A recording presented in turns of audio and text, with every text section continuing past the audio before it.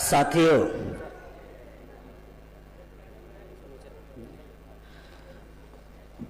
बामसेप का 35वां राष्ट्रीय अधिवेशन और भारत मुक्ति मोर्चा का 12वां राष्ट्रीय अधिवेशन में आए सभी देश भर के मूल निवासी बहुजन साथियों को सबसे पहले जय मूल निवासी। साथियों, आज भारत मुक्ति मोर्चा का 12वां राष्ट्रीय अधिवेशन कल से शुरू हो चुका है। उसका आज दूसरा दिन है और दूसरे दिन का ये दूसरा सत्र प्रबोधन सत्र साथियों चल रहा है। इस प्रबोधन सत्र में जो विषय चर्चा में रखा गया, आदिवासियों को जबरन हिंदू बनाकर क्रिश्चियन और नॉन क्रिश्चियन के बीच में झगड़ा लगाना आरएसएस का एक संगठित षड्यंत्र है, अथवा सिद्धू कान्हू और धरती आबा बिरसा मुंडा का आंदोलन आदिवासी क्षेत्र में बढ़ रहे ब्राह्मणी घुसपैठ का सशक्त विद्रोह था। एक गंभीर चर्चा। साथियों, ये जो दो सब्जेक्ट इस राष्ट्रीय अधिवेशन में चर्चा में रखे गए हैं, ये सब्जेक्ट चर्चा में रखने के पीछे का जो मकसद है वो हम लोगों को सबसे पहले समझना बहुत जरूरी है।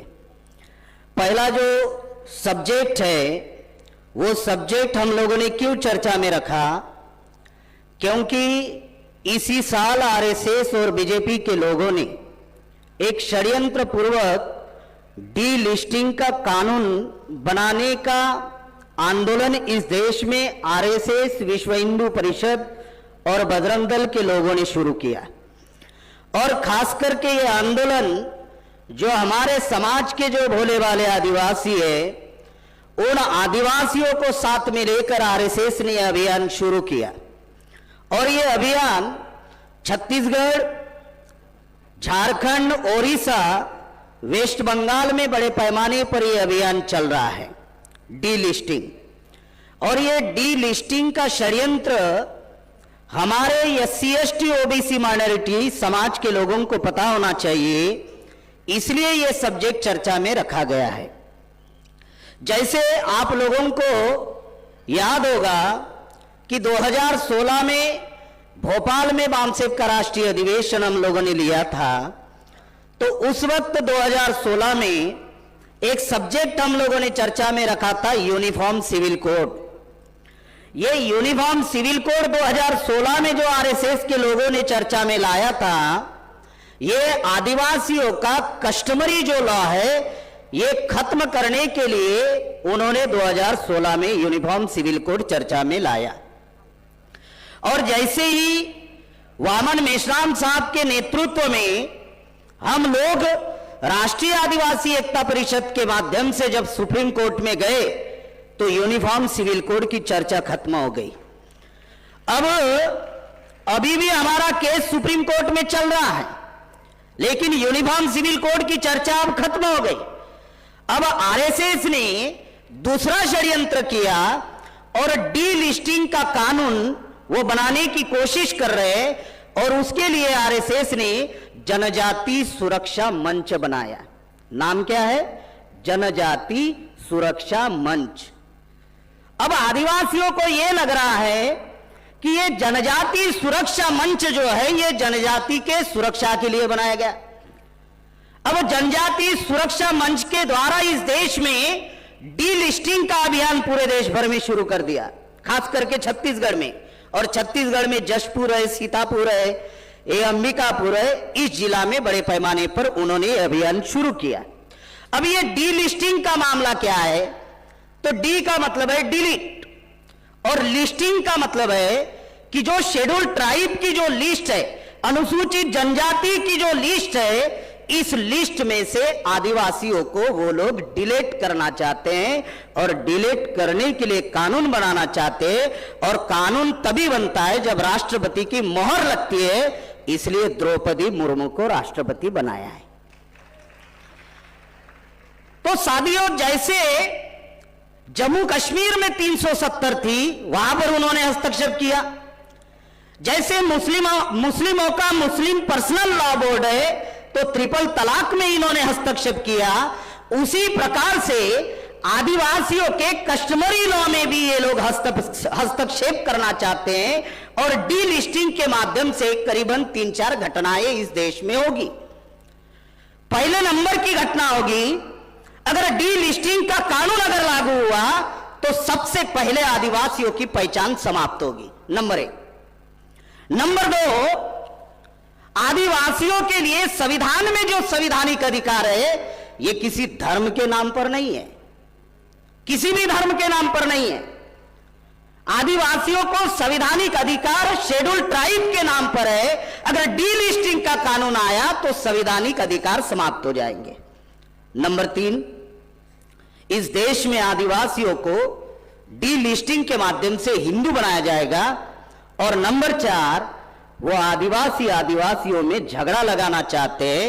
ये एक पॉलिटिकली इशू है, ये पॉलिटिकली स्टंट है, क्योंकि 2024 में अभी लोकसभा का चुनाव है और ये आंदोलन अभी ये 3-4 राज्यों में ही चल रहा है, छत्तीसगढ़, झारखंड, ओडिशा, वेस्ट बंगाल। और ये चारों राज्यों की सरकारें अगर आप देखते हैं तो इसमें बीजेपी का राज नहीं है। जैसे छत्तीसगढ़ में कांग्रेस है, झारखंड में उधर झामुमो है, शिबू सोरेन है, बंगाल में जाओगे आप टीएमसी है, ओडिशा में बीजेडी है।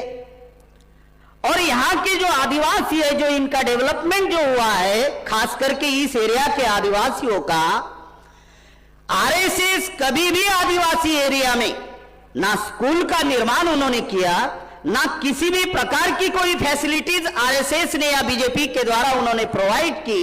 अगर क्रिश्चियन मिशनरी अगर इस देश में नहीं आई होती, अंग्रेज अगर इस भारत में नहीं आए होते, तो शायद आदिवासियों को स्कूल या जो मिशनरी स्कूल जो भारत में आए उसमें जो आदिवासियों को पढ़ाई मिली, जिस वजह से आदिवासियों का बुद्धि का विकास हुआ, सही क्या है और गलत क्या है इसका फर्क जो आदिवासी करने लगे, ये जो मिशनरी स्कूल जो भारत में आए, इस वजह से आदिवासियों को बड़े पैमाने पर बेनिफिट्स मिला।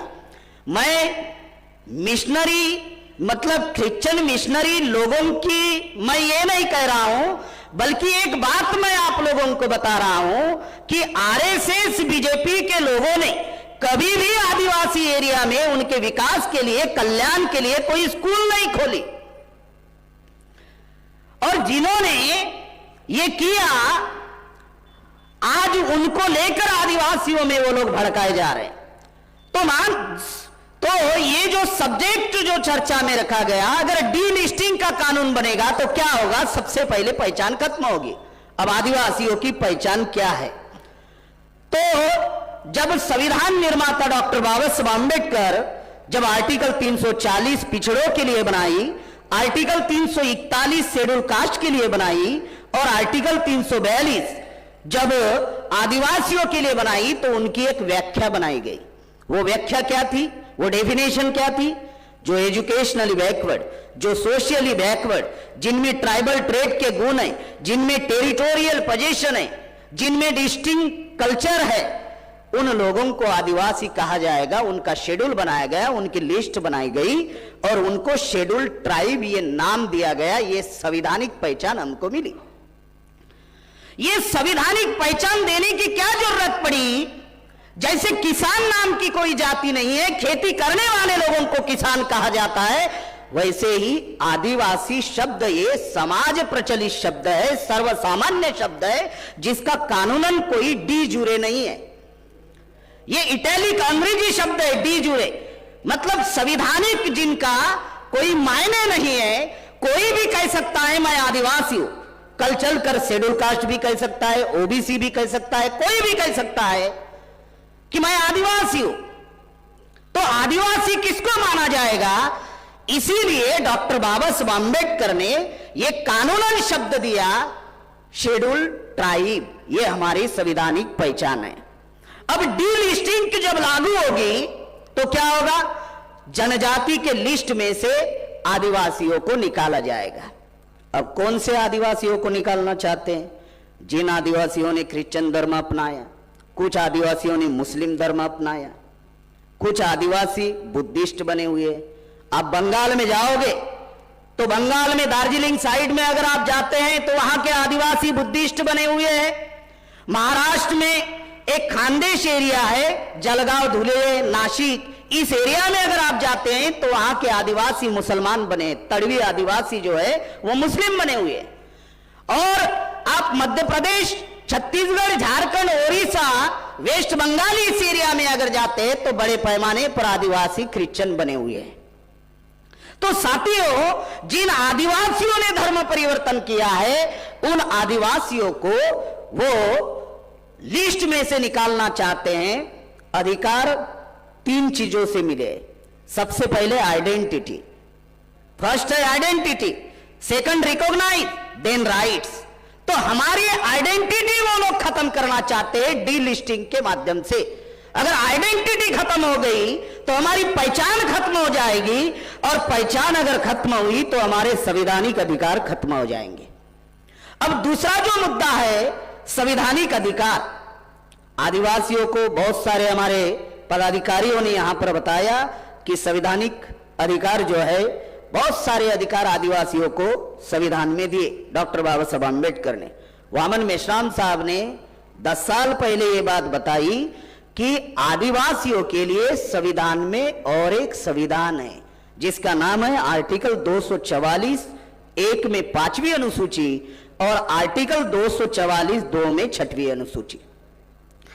तो ये जो संवैधानिक अधिकार है, तथाकथित आजादी के 75 साल पूरे हुए, 75 साल का स्वर्ण जयंती महोत्सव उन्होंने मनाया आजादी का, लेकिन 75 साल में कभी भी 5वीं और 6वीं अनुसूची अभी तक अमल में नहीं लाई। लागू तो 26 जनवरी 1950 से है, लेकिन अमल में उन्होंने अभी तक नहीं लाई।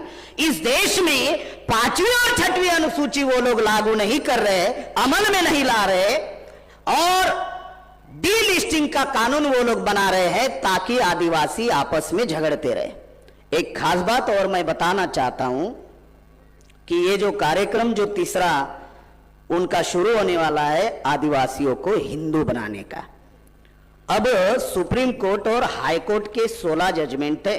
ये है वो 16 जजमेंट जिसमें लिखा हुआ है आदिवासी हिंदू नहीं है, सुप्रीम कोर्ट कह रहा है। और छत्तीसगढ़ शासन ने भी एक पत्र जारी किया, पंकज द्विवेदी ने। पंकज द्विवेदी क्या कहता है इस लेटर में? ये छत्तीसगढ़ शासन का पत्र है। इस पत्र में पंकज द्विवेदी कहता है छत्तीसगढ़ी जनता को अपना मूल धर्म लिखे जाने बाबत, और छत्तीसगढ़ के समस्त जिलाधिकारी को उन्होंने ये पत्र जारी किया, हर जिला के कलेक्टर को पत्र जारी किया। उसमें वे लिखते हैं कि छत्तीसगढ़ के जनता ब्राह्मण धर्म, बौद्ध धर्म, शैव धर्म, गोंडी धर्म, कबीर धर्म और सतनाम धर्म, सिख धर्म, जैन धर्म को मानने वाले हैं, जिन्हें हिंदू कहा जाता है। यह गवर्नमेंट का पत्र है।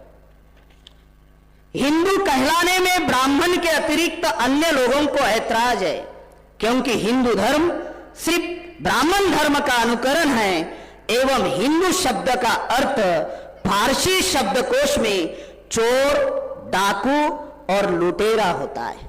यह गवर्नमेंट का पत्र है, पंकज द्विवेदी ने निकाला हुआ। इसके ऊपर एफआईआर आरएसएस के लोगों ने नहीं की। ये जो पत्र पंकज द्विवेदी ने निकाला कि आदिवासी हिंदू नहीं है, ये पत्र का मीनिंग है कि आदिवासी अपना मूल धर्म लिख सकते हैं, और पंकज द्विवेदी कहता है कि हिंदू का अर्थ फारसी भाषा में चोर, डाकू, लुटेरा होता है। इसके ऊपर एफआईआर नहीं की। लेकिन हमारा 4 सितंबर को जसपुर में कार्यक्रम था, राष्ट्रीय आदिवासी एकता परिषद का राज्य अधिवेशन था, और उस राज्य अधिवेशन में यही बात मैंने कही कि हिंदू धर्म नहीं है, हिंदू धर्म ब्राह्मण धर्म है, और ब्राह्मण धर्म के जो बनाए हुए आर्टिफिशियल भगवान है वो आदिवासी के भगवान नहीं है। ये बात कही तो आरएसएस के लोगों ने एफआईआर कर दी। साथियों, जो बातें आप लोगों को बताई जा रही है कि आदिवासी हिंदू नहीं है, हाई कोर्ट और सुप्रीम कोर्ट के 16 जजमेंट है, ये छत्तीसगढ़ का भी पत्र है, और बहुत सारे ऐसे पुरावे हैं जिससे यह साबित होता है कि आदिवासी हिंदू नहीं है। तो इस बात को हम लोगों को ध्यान में रखना बहुत जरूरी है कि ये जो धर्म परिवर्तित जो आदिवासी है, धर्म परिवर्तित आदिवासियों को लेकर जो प्रोपेगेंडा बनाया जा रहा है, उस पर लेकर सुप्रीम कोर्ट क्या कहता है। सुप्रीम कोर्ट 14 नवंबर 1964 में एक जजमेंट आया सुप्रीम कोर्ट का, आदिवासी अगर ईसाई धर्म को मानते भी है तो उनकी जाति नहीं बदलेगी और वो आदिवासी या अनुसूचित जनजाति ही रहेंगे। ये सुप्रीम कोर्ट का जजमेंट है। दूसरा जजमेंट है सुप्रीम कोर्ट का, केस नंबर 10,367/2010, ये 5 जनवरी 2011 का है। इस जजमेंट में ये कहते हैं कि आदिवासी हिंदू नहीं है और संविधान आदिवासी संस्कृति, बोली भाषा, देवी देवता संबंधी मान्यता, पूजा पद्धति, परंपरा, रीति रिवाज, पुरातत्वीय शोध, मानव वंश शास्त्र, शरीर रचना, विज्ञान, वंशीय इतिहास, डीएनए रिसर्च इत्यादि सभी तरह से सिद्ध हुआ कि आदिवासी आर्य धर्म, ब्राह्मण धर्म, हिंदू धर्म नहीं है। यह सुप्रीम कोर्ट का जजमेंट है। अब सुप्रीम कोर्ट कह रहा है आदिवासी हिंदू नहीं है और आरएसएस, विश्व हिंदू परिषद और बजरंग दल के लोग आदिवासी के एरिया में जाकर आदिवासियों को हिंदू बनाने का वो लोग कार्यक्रम कर रहे हैं। तो हमारा सवाल है, क्या सुप्रीम कोर्ट से मोहन भागवत बड़ा है? क्या सुप्रीम कोर्ट से आरएसएस बड़ी है? जो सुप्रीम कोर्ट को समझ में आ रहा है वो मोहन भागवत को समझ में नहीं आ रहा है, वो आरएसएस, विश्व हिंदू परिषद के लोगों को समझ में नहीं आ रहा है। जो जनजाति सुरक्षा मंच जो उन्होंने बनाया, ये जनजाति सुरक्षा मंच में भले ही जो आदिवासी काम कर रहे हैं वो आरएसएस के कैडर है। साथियों, दूसरा जो सब्जेक्ट है, सिद्धू कान्हू का आंदोलन, धरती आबा बिरसा मुंडा का आंदोलन, आदिवासी क्षेत्रों में बढ़ रहे ब्राह्मणी घुसपैठ का सशक्त विद्रोह था। एक खास बात इसमें समझना बहुत जरूरी है कि आदिवासियों का अभी तक सिविलाइजेशन नहीं हुआ। 1250 से आदिवासी लड़ाइयां लड़ रहे हैं, करीबन 1250 आदिवासियों ने लड़ाई लड़ी 750 साल में। अंग्रेज आने के पहले हम लोग ब्राह्मणों के गुलाम थे, अंग्रेज काल में तो हम 2 ही गुलाम थे। तो 750 साल में आदिवासियों ने 1250 लड़ाइयां लड़ी और 1250 जो लड़ाइयां लड़ी, वो लड़ाई का एक सेंटर पॉइंट क्या रहा कि जिन जिन लोगों ने आदिवासियों की कला, सभ्यता, संस्कृति, अस्तित्व, जल जंगल जमीन खत्म करने की कोशिश की, उनके विरोध में आदिवासियों ने विद्रोह किया। और यही आंदोलन सिद्धू कान्हू ने चलाया, यही आंदोलन बिरसा मुंडा ने चलाया, क्योंकि जो धीकू लोग थे, धीकू ये मुंडारी शब्द है, उनको हिंदी में त्रिवर्णीय कहते हैं, ब्राह्मण, क्षत्रिय, वैश्य, सावकार लोग कहते हैं। इन लोगों ने आदिवासियों की कला, सभ्यता, संस्कृति, अस्तित्व खत्म करने की कोशिश की, जल जंगल जमीन छीनने की कोशिश की। इस वजह से आदिवासियों ने इनके विरोध में विद्रोह किया।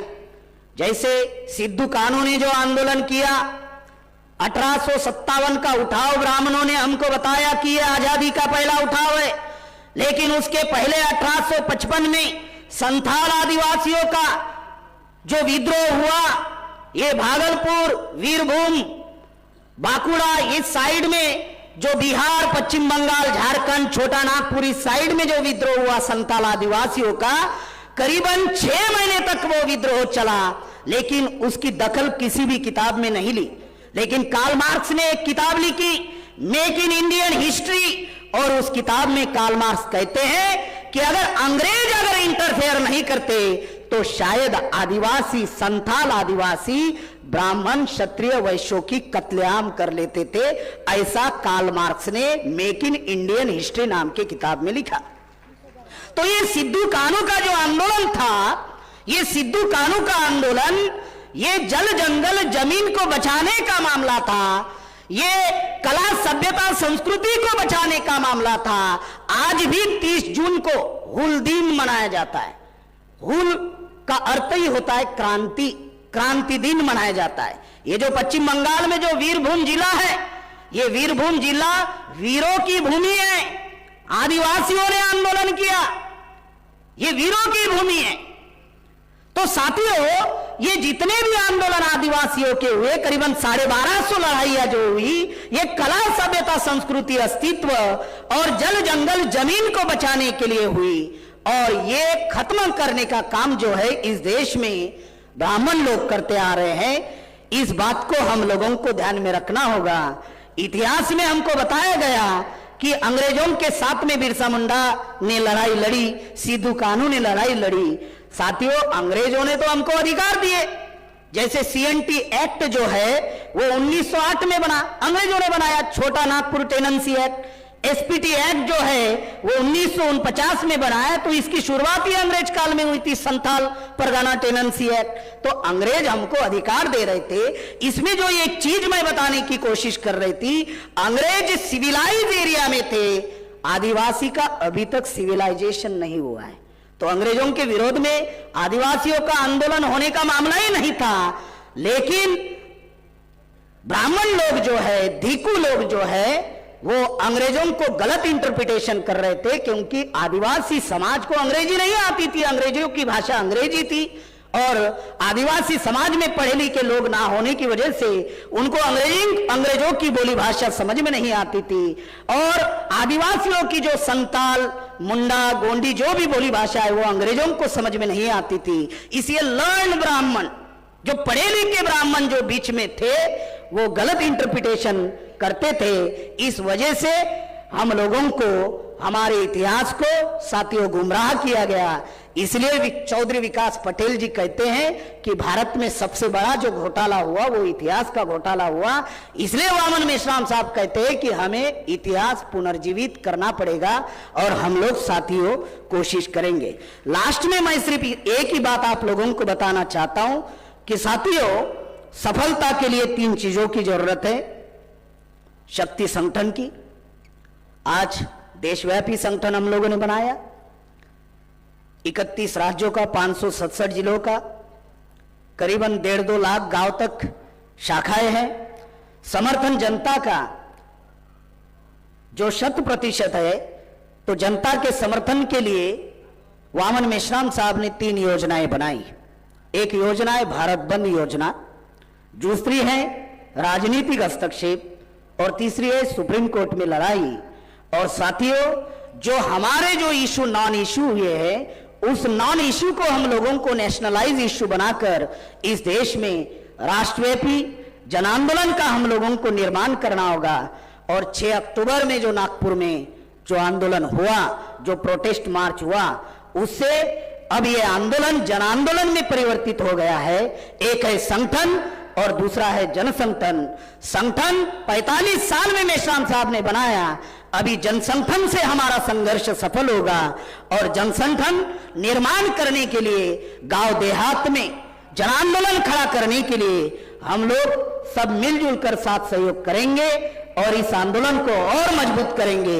इतनी ही आशा करते हुए आपने मेरी बात ध्यानपूर्वक सुनी, इसलिए सबका आभार, धन्यवाद। जय मूल निवासी।